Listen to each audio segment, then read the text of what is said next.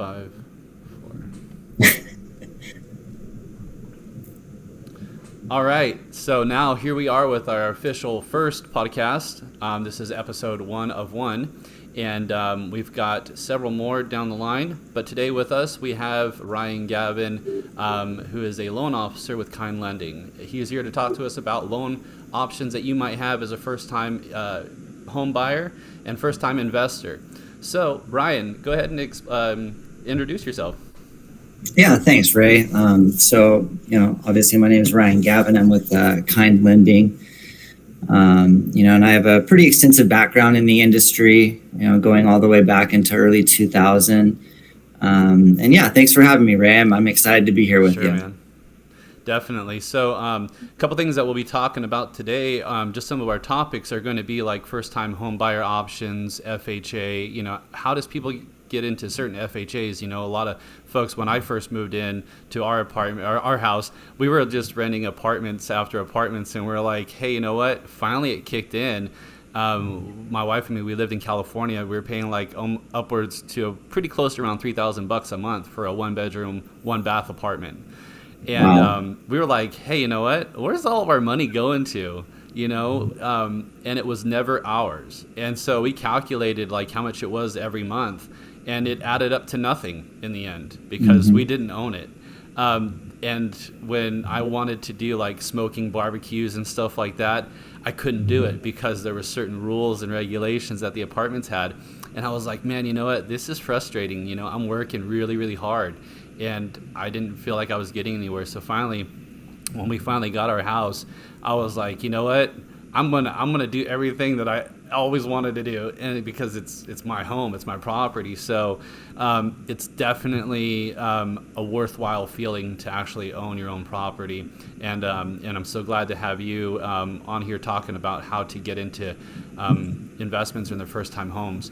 So Ryan, if you can please talk to them about the first time home buyer options. Do you have some products that might be able to assist them in their first time home buying?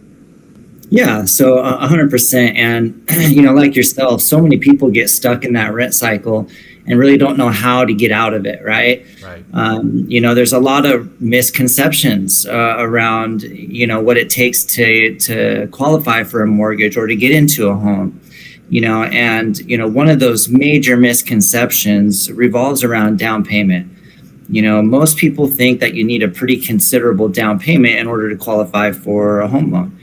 But there's a lot of low or even no down payment type options, one of which is down payment assistance.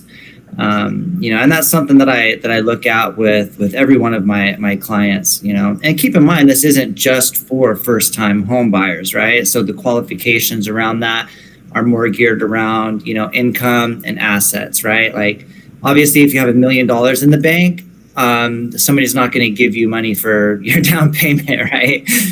So just basic stuff, right? As well as if you're making like, $200,000-$300,000 a year, they kind of expect that you have the ability to save for that, but more often than not, those are, 100% exactly what helps people break out of that rent cycle, and get into the world of owning their own home. And then on a lower down payment option, there's always FHA, which has a minimum requirement of 3.5% down on a purchase. So, Nice. Even if you are someone that has, a good income, and some assets saved up, you still don't have to walk in with a ton of money necessarily. Right. Yeah. And so with that being said, as far as getting into the first time home buying opportunities, there's so much benefits to actually owning your property, like I explained in the beginning. But when it comes to those down payments, 3.5% down on the total asking price, and of course that asking price is always negotiable. And picking out the right real estate agent to help you, go to bat for those negotiations on those asking prices. It definitely helps out your ability to have more buying power. Is that right there, Gavin? Yeah, I mean, 100%, and while that's definitely like your cup of tea, I can, attest to that being, accurate. I work with different agents, some of which, just to be quite frank, have better negotiating skills than others, right? And that's, you're exactly right. That, really comes into play, when you're deciding who you want to represent you, on while you're purchasing a property. Yeah. And so, speaking to a little bit about purchasing property for your first time, prior to being a real estate agent, I was a wholesaler. So I actually didn't even introduce myself. I'm Raymond Coburn with eXp Realty, a licensed real estate agent in the state of Oregon. But anyway, so besides me being a real estate agent, I was like a wholesaler nationwide. And so just kind of working with a lot of people, I was mainly, it wasn't so much about loans. It was more about where the cash is going. So a lot of purchasing and transactions were all just hard cash. Like people would get, cash loans, hard money loans, to be able to do those type of things. Now, speaking to hard money loans, is there anything that Kind Lending has options for on hard money loans? We don't necessarily have like a direct broker relationship with any hard money lenders. Those are situations, that, like I have personal relationships with some hard money lenders though, right? And so, if we run across a situation that looks like we need to access some hard money, I definitely have resources, at my disposal that I can, help get people connected with, right?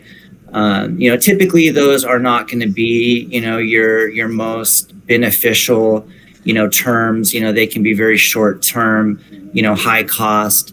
But they do serve a purpose, right? Right. And there are situations where they 100% do make sense. Right. Yeah, I just wanted to speak a little bit on that, if you could, because a lot of folks think that hard money loans is really the only option to go when they're turned down by big bank corporations. And sometimes, big bank corporations do have an answer, but as far as working with Kind Lending, I definitely see a lot of the goals that are set forth, just from speaking with you and working with you on a couple clients, just kind of seeing the dedication that you and your firm have about being able to help folks get into the right home, and doing everything you can to get them into that position. And if they're not currently in that position, you have strategies and ways that you can actually position them to get into a home. Is that right? Yeah, 100%. So, first off, to speak on the bank side of things, right? 100%, those are more usually geared towards what we would consider like A paper, right? Like your most, prime credit, and with Kind Lending, we kind of have a unique setup, right? So we are a lender and a broker. So we have our own in-house products, but we also have the ability to broker out to several different investors. That gives us a wide umbrella of products that, give us what I like to say, solution financing. And the difference, between a good lender and a not so good lender, right, is just like you mentioned. Me and my team will leave no stone unturned when we're trying to find a solution for one of our clients. Very cool. Very cool. So that's one of the reasons why I kind of like working with you. Of course, everybody has their own options of where they want to end up in the end. And so, but ultimately it's great to have you on here to talk about what services and products and quality of care that you provide to your clients. So a little bit about let's get into investment strategies now that we've kind of tackled a lot of the first-time home buyers. Let's go into multifam and investment strategies. So Sure. In an investment strategy, some folks might be getting into an investment strategy with like owner carry finance. I know me and my wife, we got into our first owner carry finance in investment on phenomenal terms, And I picked this up after about 2 years of doing wholesaling nationwide and watching a bunch of YouTube University videos and signing up for classes. Those classes for investments, by the way, are super, super expensive, but you can learn a lot of those investment strategies just by simply, for the people that are watching, just by simply watching and subscribing to this podcast here in YouTube channel. They can actually learn a lot of it for free when they won't have to do any of that paid $5,000-$10,000 for classes. We're actually providing that information for them for free here. So as far as investments, when we got into our first fourplex, it was basically it had a lot of room for growth, a lot of room for profit.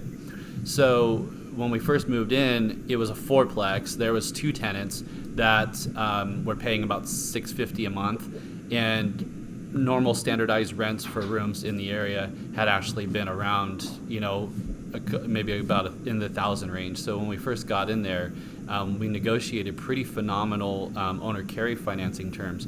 However, there are folks that are wanting to get into their investment strategies, investments like this, where they can actually take in one unit and use the income for the rest of the units, known as what investors would call house hacking.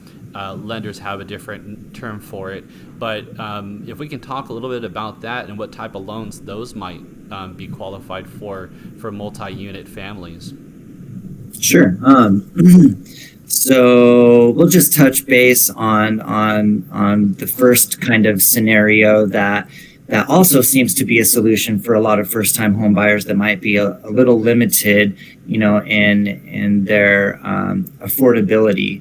As you know, the market has been hot, right, for a while. Values have come up, and so multifamily can also be a great solution, for somebody that is, also a first-time home buyer, trying to get out of that rent cycle, and the way that you can do that, is by looking at whatever, like a duplex, a triplex, living in one of the units, and then using the rents in the other units to offset that mortgage cost, right? To offset that expense.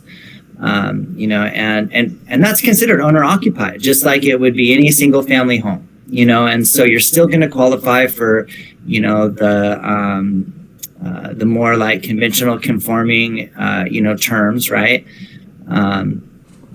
But let's look at, for instance, I know we've talked a little bit about, DSCR in the past, and first of all, what DSCR stands for is debt service coverage ratio. In essence, the way that's factored is you're just taking, the income that the property is producing, divided by the expense, right? That's the simple form. So all of your rents added up, divided by the principal, interest, taxes, insurance portion of the loan, and if there's any homeowner association dues, right? Right.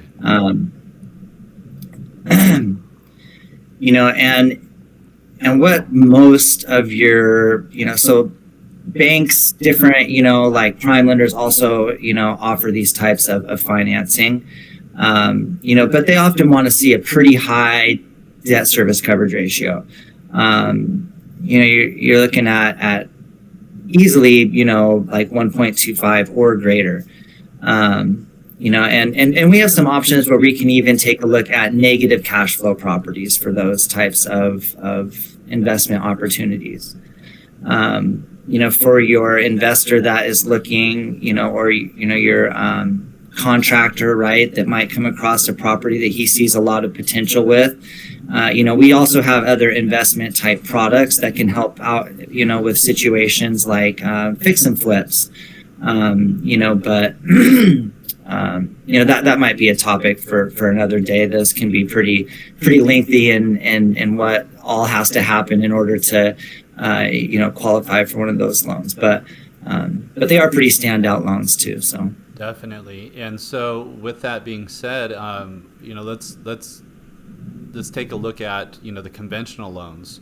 When we're looking at large several hundreds of thousands, maybe into the millions. What type of conventional loan products does Kind Lending offer for their borrowers? So when you get above the normal loan limits, which I don't have those pulled up right in front of me at the moment, but I think last time I looked, you're looking in like the 700s. Once you get above that, you have to access what's called like jumbo financing, basically, which we have. It's not anything that is like new. Those have been around for quite a while. And so a little bit, Ryan, on the jumbo loans, can we explain to them that the jumbo loans are a second position, right? Is that correct? No, that would still be a first position type product. Okay, yeah, great. So as far as second position loans, what type of loans would that be for a primary loan?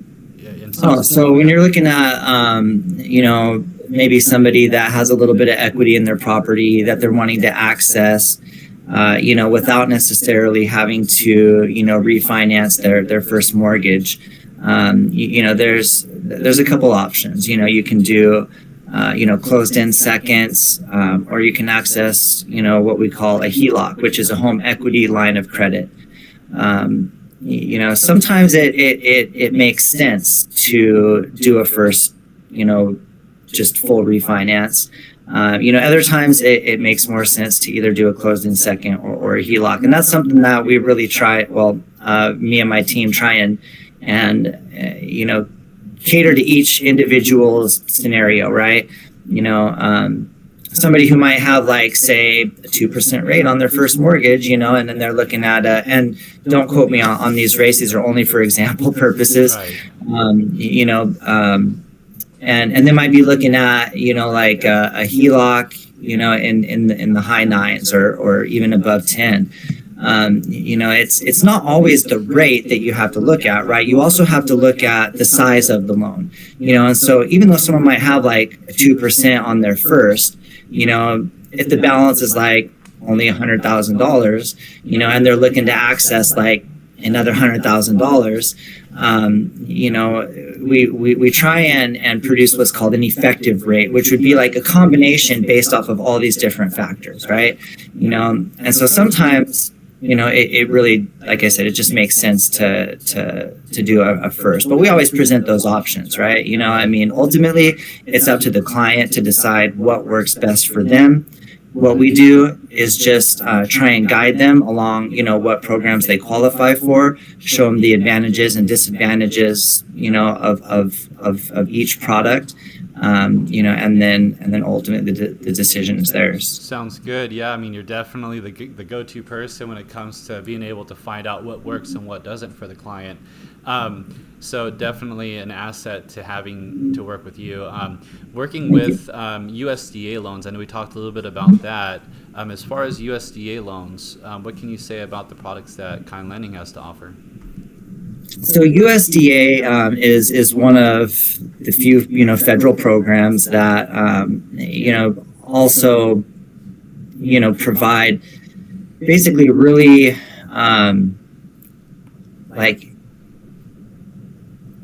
like prime terms at high loan to values. Right. So USDA is a little bit different than like your FHA or VA. The qualifications for that has more to do with where the property is located.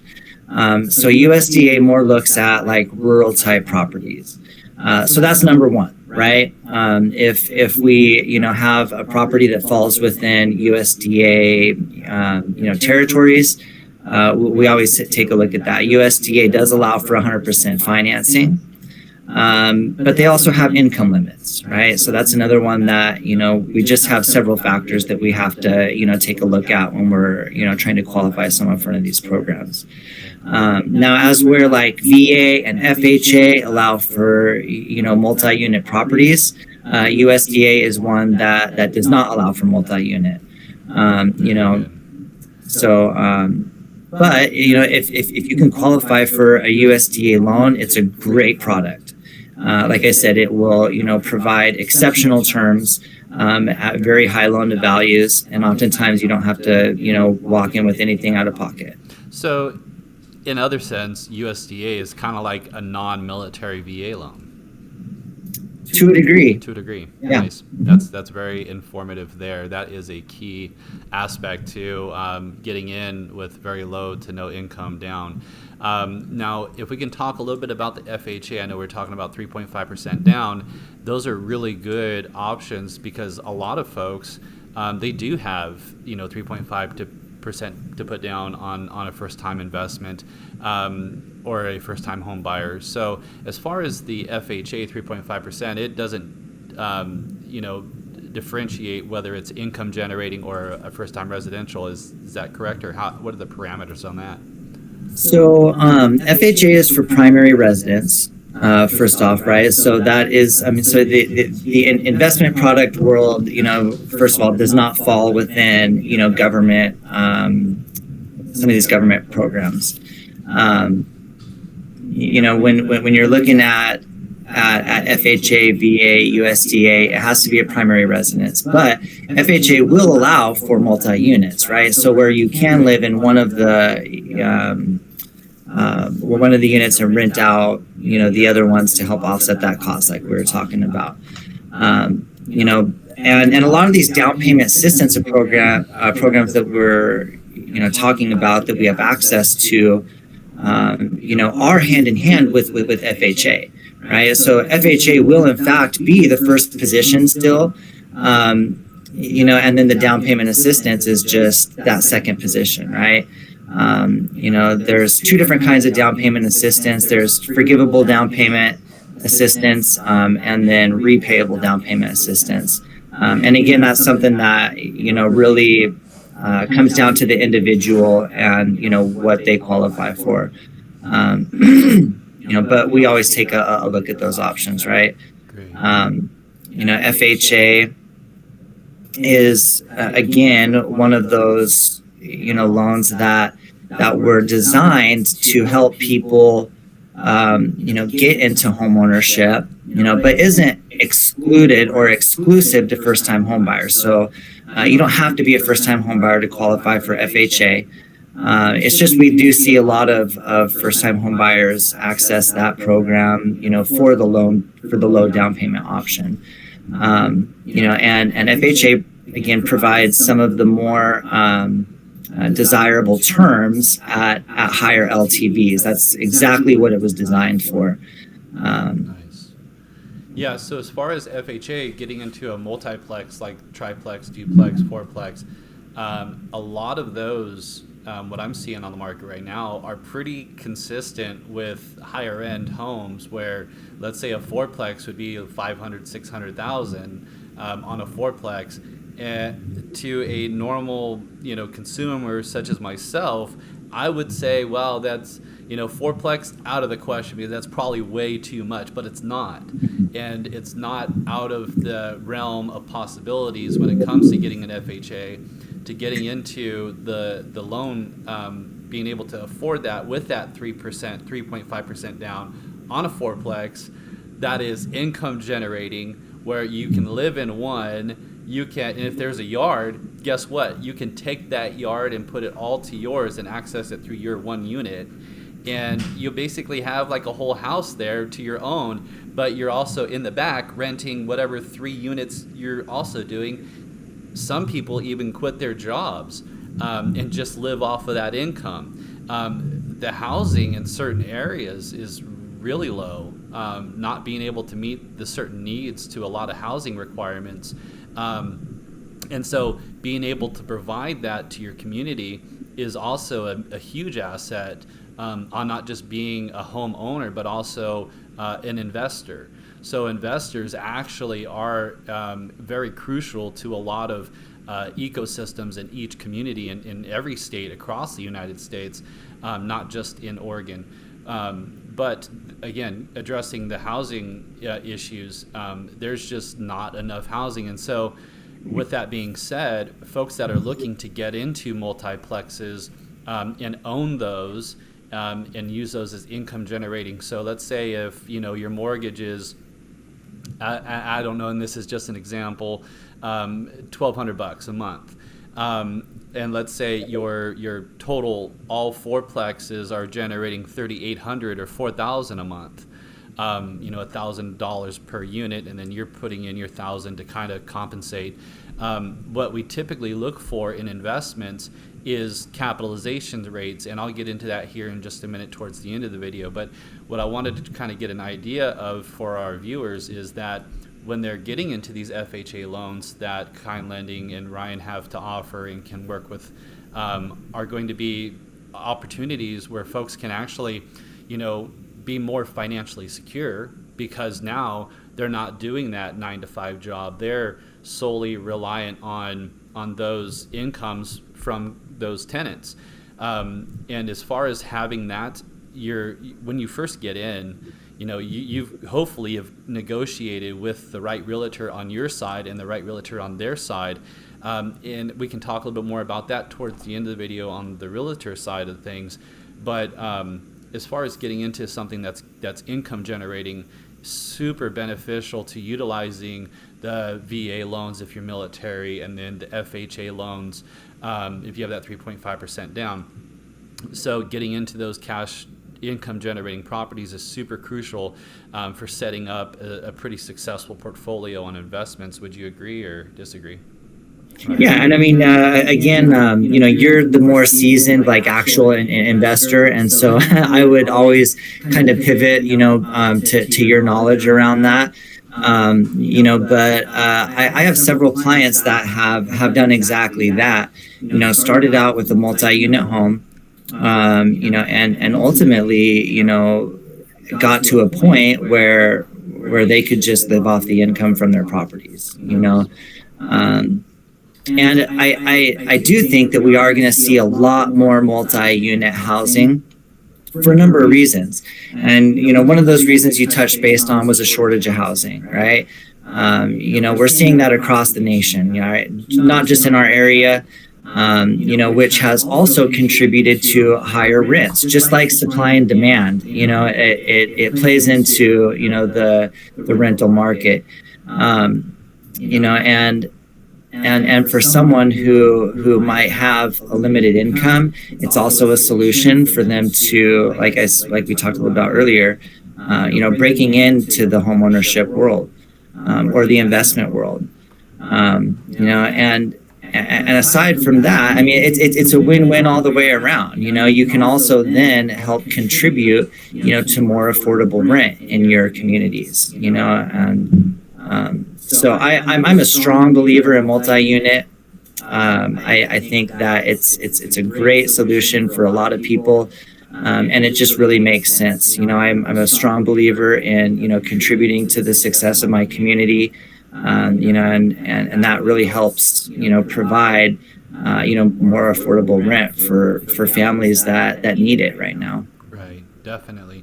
And so going into the VA side of things, if we can transition there for a minute, there are a lot of folks that have served in the military, either previously or currently, coming back and maybe wanting to go from, hey, I've served a couple years, I definitely deserve to own my own property and, post my flags up in my front yard like most military, which is always a pleasure to drive by and see, and it's very identifiable. So with that being said, what type of programs and products can Ryan with Kind Lending offer? Yeah, so we also have pretty strong VA programs. VA is unique in the way that they will in essence offer 100% financing. There is a VA funding fee, which most veterans are pretty aware of. It's not anything that's new, right? But VA does allow that for that fee to be financed into the loan amount, right? So again, the terms are very attractive, in comparison to maybe some more conforming and conventional products. But definitely the standout features for that would be, the 100% financing with still very desirable terms. VA also allows for, multi-unit, and again has helped a lot of people, with the affordability aspect, and break into, investing ultimately. That is great. So yeah. That is Yeah. definitely great. So if let's say if for whatever reason I have a client that is fresh out of the military, would he go to the VA or would he come to you? So the VA itself does not actually provide financing, right? Just like FHA, like they're not ultimately the ones that are providing the financing. What they provide is more of like an insurance, right? So, it just allows, basically they're guaranteeing the loan in the event, the buyer defaults, right? And so really it's a protection for the end investor, but it's what allows them to, it's what allows us to offer, the, more attractive, rates, right? So yes, I mean, ultimately, you would want to reach out to, myself or, your local broker, mortgage broker, whoever that is, and work with them through, that type of a program, whether it's FHA, VA, USDA. Right, and it all comes down to the actual quality of the loan officer that they're working with to be able to find and to negotiate. Again, come down to negotiations, right, and to find out what actually works for that individual and what doesn't. As far as, and thank you for that, Ryan. So going into, we'll cover a little bit of the things that I cover as well too. So the things that I've done on investments. On investment strategies, as a wholesaler previously, I mentioned, it was a very complicated aspect of my life and career. It was we were always negotiating, trying to find opportunities for other people to invest in, and it was never an opportunity to invest ourselves. We'd always kind of like be like the middleman and try to find out what works for our investors and what doesn't. We had certain criterias that were needed to be met, such as like lot space, 2 bedrooms, 3 bedrooms, locations, and also sometimes crime rates and income were also an issue with certain areas on investments. However, we'd always say, we'd make the cash offer, we'd close pretty quick, and those are a lot of advertisements going around right now saying that they'll close quick, they'll buy your house, blah blah blah. However, what happens when they don't buy your house? That wastes a lot of time, because now you've got to put it in pending for X amount of days. It's kind of temporarily paused on the market. Not a lot of people are looking at it. They'll say, oh, this house that I would have gotten into and maybe even would have closed the deal is now pending. Pending is great. However, depending on the quality of that pending, whether it is a person that's trying to find a buyer who doesn't really have a buyer, it caused a lot of pause in the transaction, where maybe some other investors could have. And that's why working with a licensed real estate agent such as myself are able to identify, those type of situations to avoid, if it does come down to it, that knowing who is the buyer and what type of buyer they are is super important when it comes to representing your seller. Your fiduciary duty to your seller, as my principal broker put it, is one step below marriage, legally, in the eyes of the court. So, do we have an obligation to our sellers and to our buyers on representation sides? Yes, absolutely. And so with that being said, as a wholesaler, I never had that obligation. I only had an obligation to fulfill to my buyer if I could find a buyer. Now, with that being said, it was never a guaranteed situation for either party. The buyer could always say, I want to back out. The obligation's up to me. I can't afford it. Sorry. I have a clause here that can allow me to get out. Those type of things were super, super sketchy, and I never really liked doing them. That's why I wanted to actually give back to the people that were buying and selling and do it the right way. Now, there are a lot of folks that are doing wholesaling the right way, who actually have made a certain amount of funds to be able to close if they cannot find a buyer. But majority of the time, it's not like that. And there's a lot of paused and wasted time on both the seller and the buyer side. And disclosures are definitely not imposed on a lot of those type of transactions. Again, working with a licensed real estate agent, disclosure is basically the whole key point to the game here. And I'm pretty sure it's like that on the loan side as well too, is it's all about disclosure. So working with licensed professionals definitely saves a lot of headache, a lot of time, and a lot of money. A house that could be sold for $250,000 or $300,000, depending on what type of buyer you have, what type of situation that's kind of in the parameters of, could cost you $400,000 because of legal fees, because of undisclosed fees and stuff like that are basically did you do this inspection? You never told me that there was these storage containers that controlled all this petroleum based oils in the ground in the backyard, and then now all of a sudden you didn't tell me that. I want to get my money back. Those are big deals. So, and I was actually going to mention something about that too, because like you said, there might be a lot of people that are doing it right, but it only takes that one person to ultimately break you. And it only takes one situation that could really mess up your whole future. And so I could not agree more. And speak to the importance of having a licensed real estate professional to represent you on both sides, whether you're a seller or a buyer. It is so important. Your agent is 100% going to make sure, like on the buyer side, that the house is where it needs to be. They're going to make sure that ultimately your best interest is taken into consideration in all aspects, right?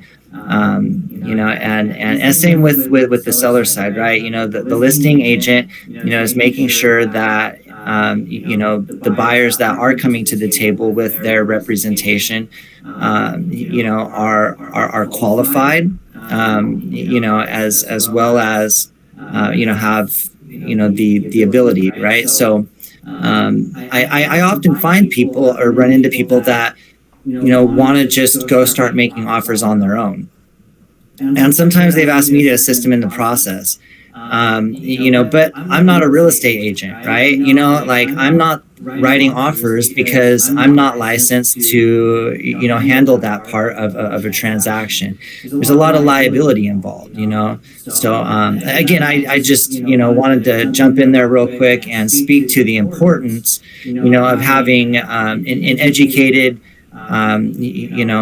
like fiduciary representation on either side of that transaction. Yeah, thank you. And so speaking to that, also, like I just, I do a lot of calling around to try to stir up business and find out, who is looking to sell their home and how can I best position myself to help them in the best aspect that benefits them in the long run. And so coming across a couple of the for sale by owners, one of the for sale by owners says, it's already sold. And I said, okay, it doesn't say that on your listing. Oh, well, I'm in communications with another person that's, made an offer. He submitted an offer. And I said, oh, is he local? No, he's out of state. But it's been kind of hard to get a hold of him lately. guess what? He's probably working with the wholesaler that's wasting his time, that hasn't found a cash buyer yet to buy that property. So the moment that you see an assignable contract, means basically that person is probably not going to be the person that you're dealing with is actually going to be buying the property. Means that he's going to be able to have the right, the exclusive right, to be able to pawn that property purchase right off to another person who then you have no idea their intentions or who they are or where that money's coming from. And as far as it's being cashed, we've also worked with no doc fees. Those are illegal, aren't they? Or not approved?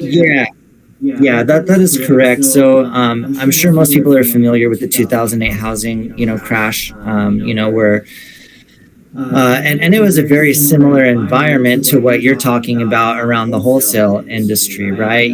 Where we had a lot of loan products back then, for a reason. A lot of people might have the ability to afford a home, but don't have the ability to necessarily let's just say that it isn't necessarily always verifiable, what we would consider verifiable income or verifiable assets, right? So they did have these no doc loans. The problem was, not everybody was really living up to their fiduciary responsibility. And they were, using these loans ultimately to benefit themselves, and put people in homes that they could not afford. So there was a lot of regulations that have been put in place, which lenders, are required to abide by, and one of that is, making sure, that we are reviewing income, documentation with every program.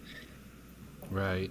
Yeah. So speaking to that, it's when working with the wholesalers, I, as a wholesaler previously, it was pretty tough working with for sale by owners or cash offers that were just basically all cash, and basically telling the agents, hey, you know what, I don't need a representation on my side. I'll submit the offer, and I'll write it up. You just represent your side.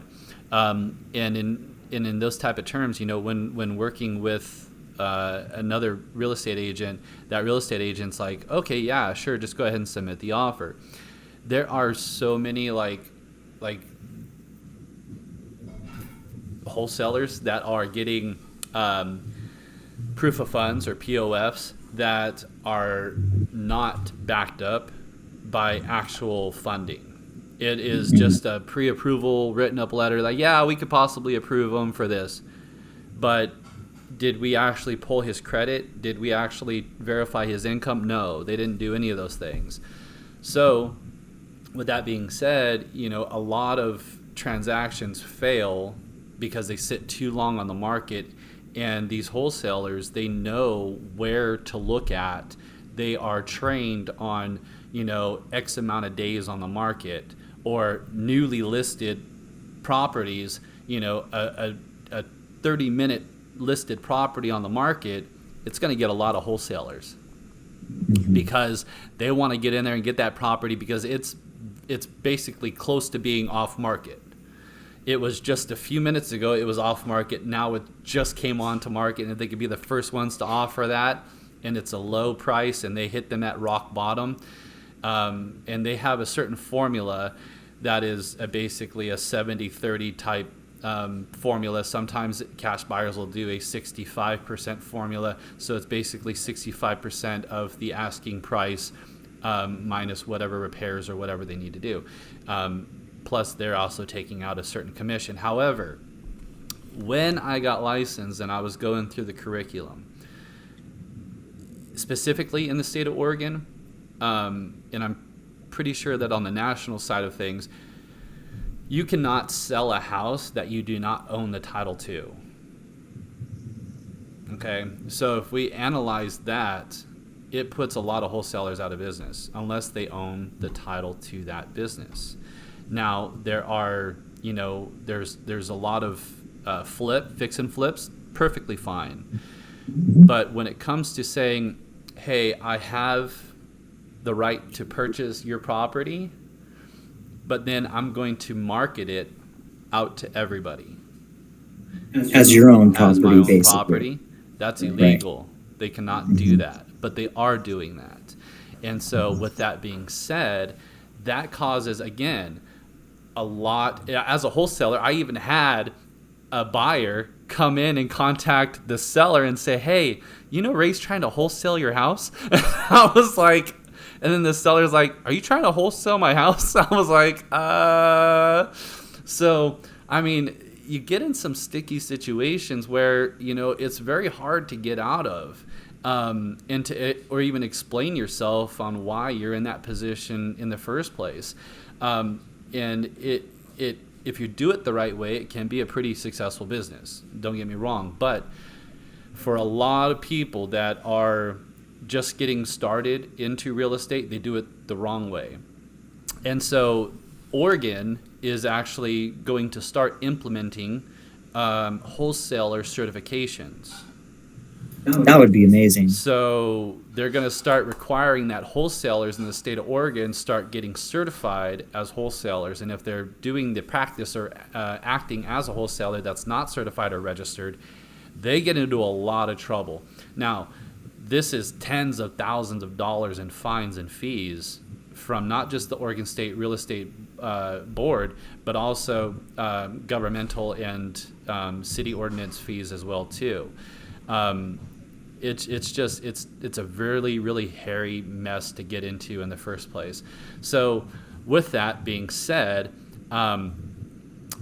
as a real estate agent myself, previously wholesale, there are a lot of great topics that I did pick up and a lot of great strategies that I did pick up that helped me negotiate to give back to the buyer and also help negotiate the seller side to let them know, hey, don't let your property go for anything less than this, right?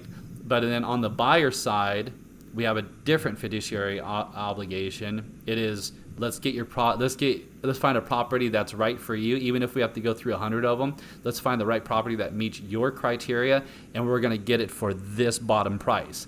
And I'll help you negotiate that because I've been there. Wholesaling is by far one of the hardest real estate positions to ever be in, because you are pounding the phone. If you're not doing it, you have a VA, which is a virtual assistant, doing it, possibly in the US or maybe outside of the US, overseas, calling, hopefully they're doing it right, 150 to 200 calls a day, cold calls. And they're not making sure that they're not calling a do not call list. Right. So a do not call list member or a subscriber to do not call list, also known as DNC, carries a $40,000 fine fee for contacting a do not call list for solicitation on real estate. Mm-hmm. As a real estate agent, we have to make sure that when we're doing those do not call lists, that we do not call those DNCs. And I think that's the same thing with loan marketing as well too. That's across the board with any business anymore. Right.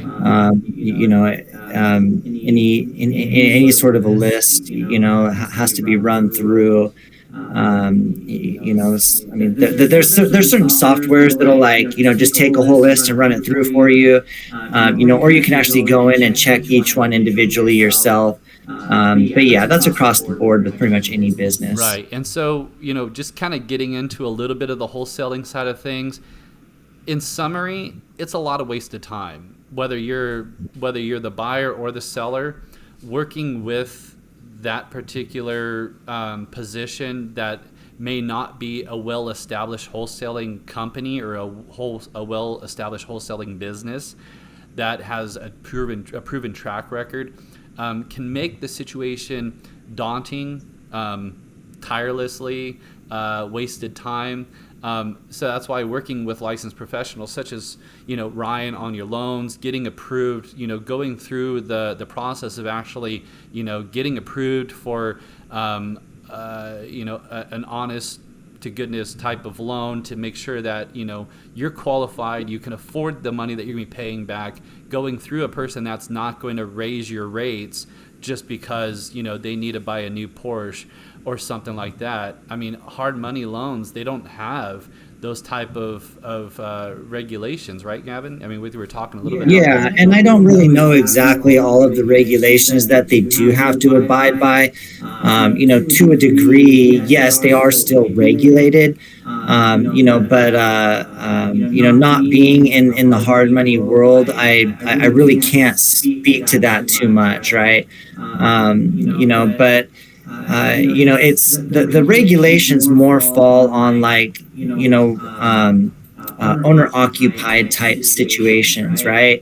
So when you get into like the commercial world or like investment properties, those aren't regulated the same. And so a lot of your hard money lenders really are geared towards like commercial and investment properties, which then allows them to have looser restrictions and guidelines, right? But to the best of my knowledge, they still have to abide by, if somebody is buying a house as a primary, residence, they still fall under all of the same, regulations. Right. And as far as investing side of things, when you're getting into multiplexes or even commercials, there are certain, owner carry terms. If for whatever reason, the initial home doesn't work out in a loan, there are always going to be owner carry options. Now, they're not always going to be typically the best, but they are options to, get your foot in the door. So when it does come time to refinance or get into a DSCR if it's an income generating property, then you can, get into getting loans with, Ryan with Kind Lending. You can get into those type of loans. But, for those that are wanting to go the route of, finding their own for sale by owner, if that is the only property that they have their eyes set on and the owner is willing to do an owner carry financing, guess what? Those terms, it's going to be kind of sketchy sometimes if you're working with the wrong for sale by owner. If I could just touch base on a couple points with that real quick, sure. Because yes, that might be the solution for a lot of people, right? But let's talk a little bit about the advantages and why you would want to, access, like conventional financing. And you can correct me if I'm wrong at any point in time, because again, you're the real estate professional, you're the one negotiating, I'm just the money guy, right? But, most seller carries, right, are not reporting to a credit bureau, right? So they're not helping you build your credit portfolio, which ultimately can, allow you, into some properties where maybe the seller isn't willing to carry, right? And correct me if I'm wrong here as well, but when you're asking the seller to carry your financing in a way that can kind of limit some of your negotiation, because ultimately, like you're subject to what they're willing to do for you, as opposed to when you come to the table with financing already set in place. That allows you to be a little more aggressive in your negotiations, right? Right. Well, in some part, I would say that would be spot on, but in some parts, it is where the seller, the owner for sale by owner, gets taken advantage of big time because they don't have the knowledge that it takes or the expertise that it takes to know what their home is worth. They don't know the market, so they're saying, well, hey, this is a heck of a lot more money than I paid for it originally. Why not? $10,000 more than what I paid for it, and I owned it for 30, 40 years. Why not? Sellers should not get in that mindset that that's okay, because it's not. And a lot of investors, they look at those type of situations, and it all depends in a case by case basis, right? So if they're needing the money, for sure, do whatever you need to do. But if you have the time and you don't really need the money, there are a lot of for sale by owners that will take the time to learn the market, or they'll simply just hire a real estate agent such as myself that knows the market, that knows what their house is worth, and not let it go for anything less.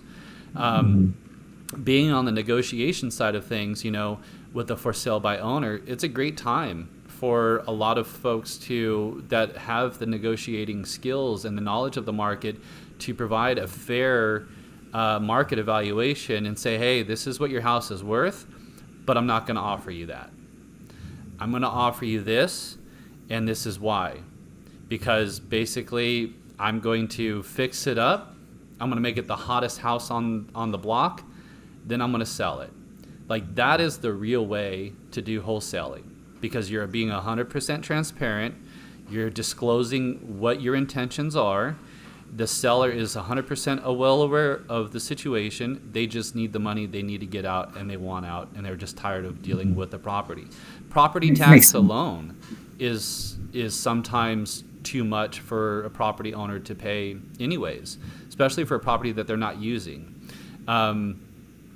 And having to take care of, manage from vandalism and stuff like that. I mean, it can be hectic, and upkeep and a lot of stuff. And if they're in the city, those type of properties, they have certain mandatory utilities like sewage and stuff like that needs to be paid all the time. So with those type of things with that being said, there is an upside and a downside to for sale by owners. I've had a couple for sale by owners that said, well, I can sell my own property. Why do I need you? And my answer to that is, you're going to be finding yourself wasting a lot of times, possibly getting into contracts and offers that have no intention on actually even purchasing your property. And what happens if there's a non-disclosed element within that transaction that's not disclosed, that you don't disclose to the buyer, and then they come back, they're liable. Yeah, and they come back and they want to sue you for everything, and the damages caused, liquidated damages. That type of situation, is it worth $7,000-8,000 that you'd be paying for a licensed real estate agent that's actually going to increase your value of your house and get it sold for more than you possibly were asking for in the beginning? Yeah, totally worth it.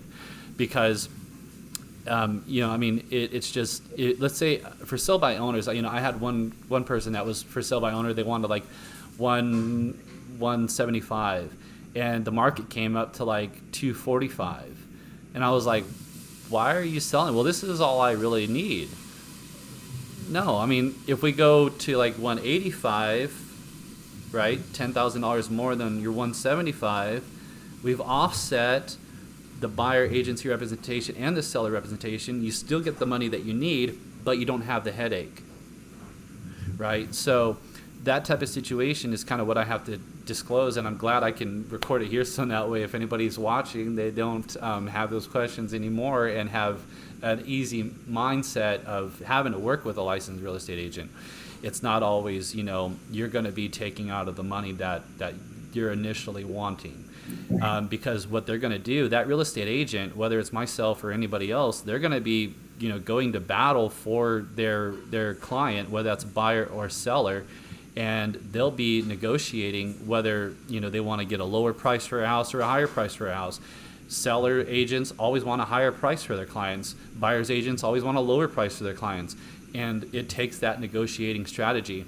And thinking that you can sell your house on your own with a professional, trained real estate agent out there trying to get the best deal for their buyer, it's not going to work. You're going to get the lowest price that you can get for your property, and you're going to have to negotiate. You're going to have to answer those calls. You're going to have to do those showings.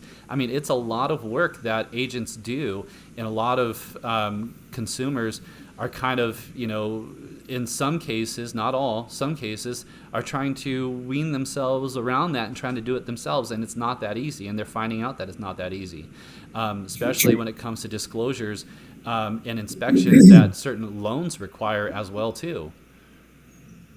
Sure. And so with that being said, I'll jump right into the subject twos on the financing.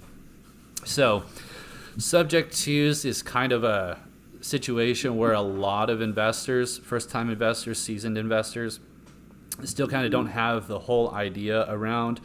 Subject to was actually created by, well, not created by, it's always kind of been a topic, not openly or broadly advertised or marketed, but it was made by a gentleman named Pace Morby, who is a YouTuber and investor. So his strategy, and he calls himself the father of sub twos, and just because he kind of created the term sub two, but it's always been a topic and I definitely know that Ryan here can definitely attest to subject twos always being in the market prior to Pace Morby ever coming up with the idea. So subject two is basically just taking over.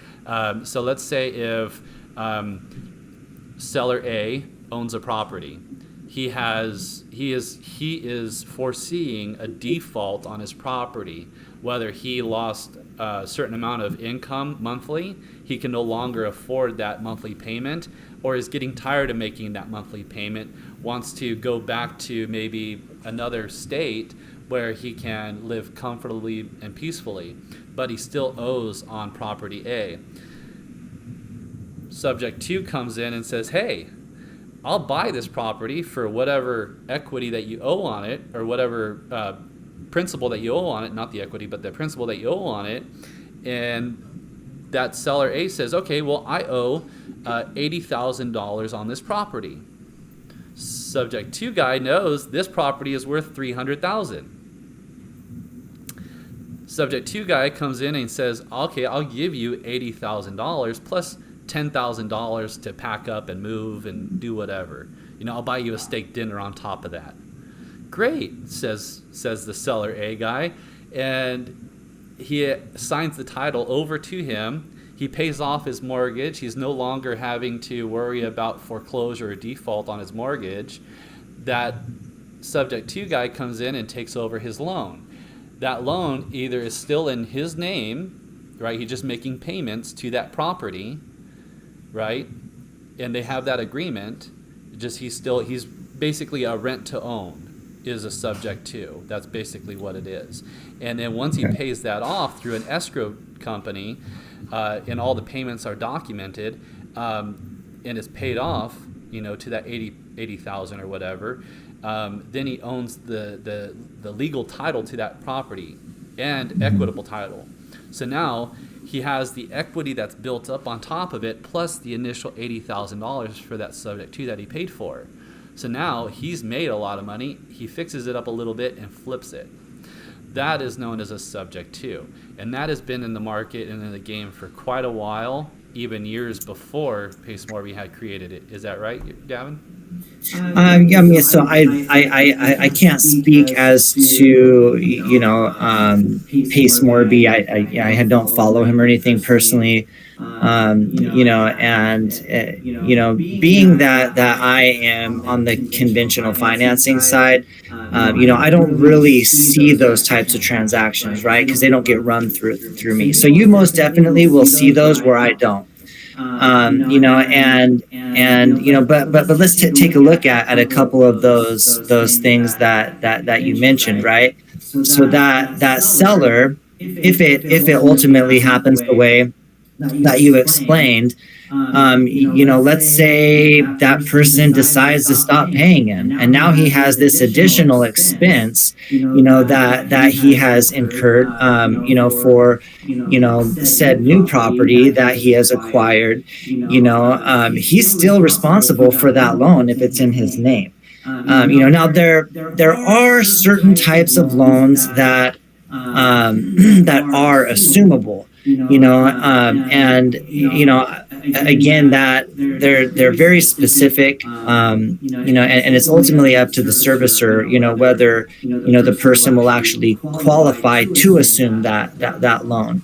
But also from the way you explained it, it sounds like that seller missed out on $200,000 of value in their home.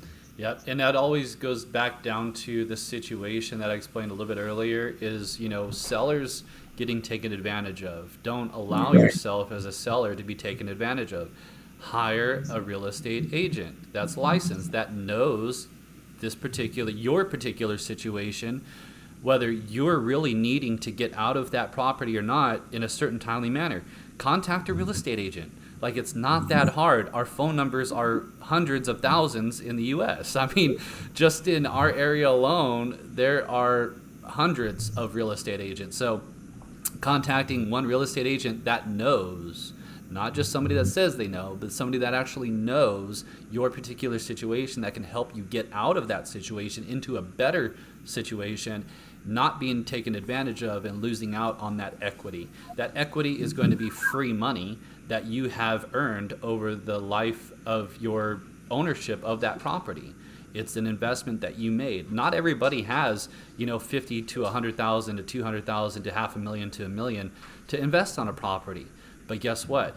Your property slowly starts to increase. And my wife and me, we were in an investment meeting, seminar type of thing. And although it did come with a free dinner, we really enjoyed the information. And what the lady was talking about was investing in 401ks and annuities and stuff like that. So I was instantly thinking, like, what? You're going to put your money, and I used to do stocks for my wife and me and my family, and then I got into cryptocurrencies, and I was the first YouTuber on YouTube to talk about cryptocurrencies. My YouTube channel was Crypto Ray, and I actually explained people on how to invest and what cryptocurrency really is. And at that time, it was only Ethereum, Litecoin, and Bitcoin that were the only 3 coins there. And then now there's thousands of metaverses and stuff like that, types of coins. Sure. So with what this investor lady was talking about, she owned her own company for like 36 years or 35 years or something like that. And I instantly thought, well, if these people are investing their funds into stocks and stuff like that, and then it goes up, then it goes low, and it kind of flat lines for whatever certain amount of time, they're looking at a 2-3 year timeline at an 8% increase. And I said, 2 to 3 years for an 8% increase, so a return on your money for 8% after 2 to 3 years is kind of crazy. If you look at not that great. Not that great. If you look at your investment, if you invest that same amount of money into a property and double or triple that into an income generating property like an FHA, your profits are more than 8% in 3 years.